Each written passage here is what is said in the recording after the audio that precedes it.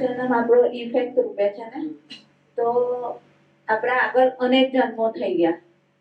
હવે એમાં પશુ પંખી કોઈ પણ જન્મ થયો, બરાબર છે, તો તે વખતે તો આપણે કોઝ નાખ્યું જ ના હોય ને, પછી તો એની ઇફેક્ટ ના હોઈ શકે ને આ જન્મની.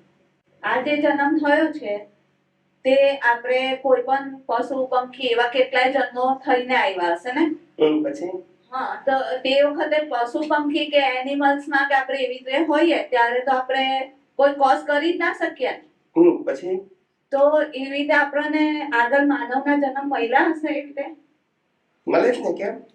તો તે જ વખતે માનવનો જન્મ મળ્યો હશે ત્યારે જ કોઝ નાખ્યા હશે ને.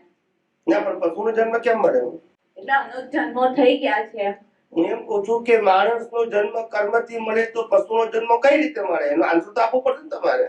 કોઈક આપણા એવા કર્મના લઈને મળ્યો હશે. કર્મના આધારે મળ્યો. મનુષ્યનો જન્મ કયા આધારે મળ્યો? એ પણ કઈક સારા કર્મના. સારા કર્મ ના બોલો, કર્મ કોમન બોલો પહેલા. હા, બરાબર છે. હા. તો પછી કર્મથી જન્મ મરણ છે. તમારો પ્રશ્ન એ છે કે મનુષ્યમાંથી પ્રાણી થયા પછી મનુષ્યમાં કઈ રીતે આવે, આ તમારો પ્રશ્ન છે. સૌથી પહેલી વાત, કુદરતનો કાનૂન.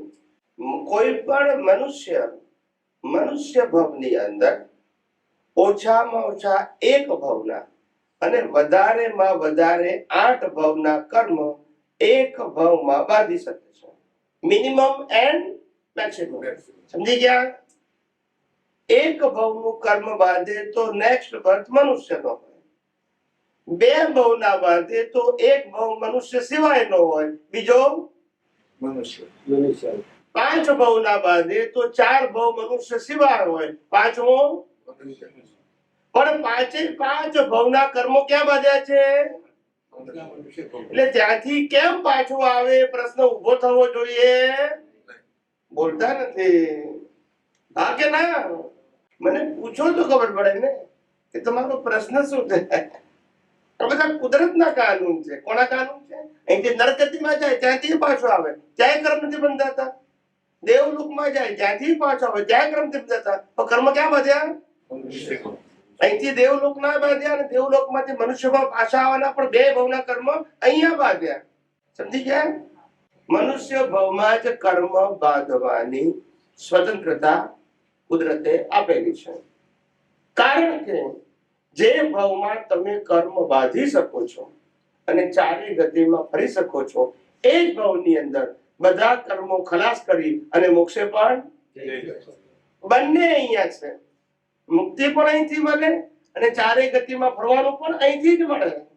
બીજી મનુષ્ય ભવ સિવાય પશુ યોની, નર્ક ગતિ, દેવ ગતિ એ ખાલી કર્મ ભોગવવાના સાધન છે, પ્લેસ છે. ત્યાં કર્મ બંધાતા નથી અને ત્યાંથી મુક્તિ પણ નથી. સમજી ગયા? આ જન્મમાં કરેલા કર્મનું ફળ આ જન્મમાં મળી શકે ખરું?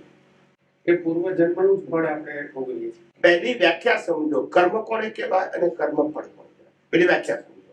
આપણને જો કર્મ અને કર્મ ફળની વ્યાખ્યા જ ખબર.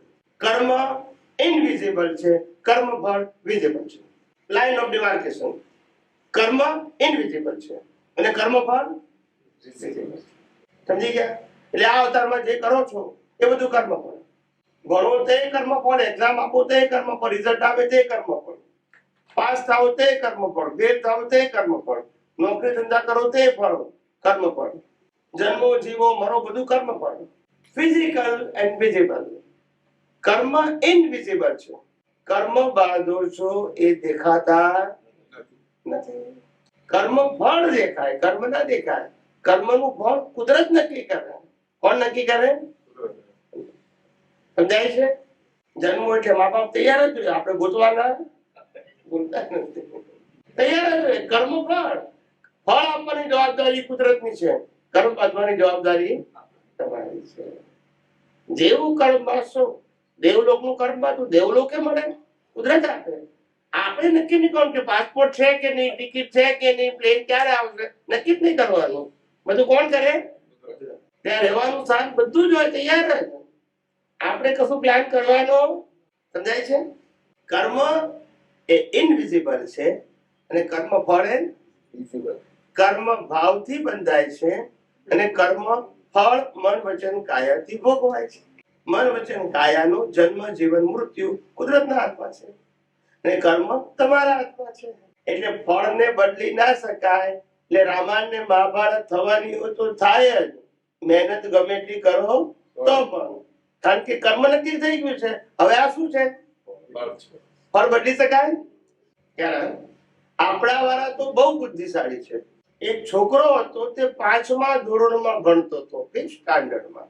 એ એક્ઝામ આપીને પાછો આવ્યો એટલે એના ફાધરે પૂછ્યું કે બેટા પેપર કેવું ગયું? તો કે સારું ગયું. તો એના ફાધરે પૂછ્યું પાસ તો થઈ જ ને? તો કે પાસ પણ થાય એવું લાગતું. ફાધર તો ગુસ્સે થઈ ગઈ કે તમારી ફી વગાડી ગયા છે બધી. પછી એ છોકરો મધર પાસે ગયો.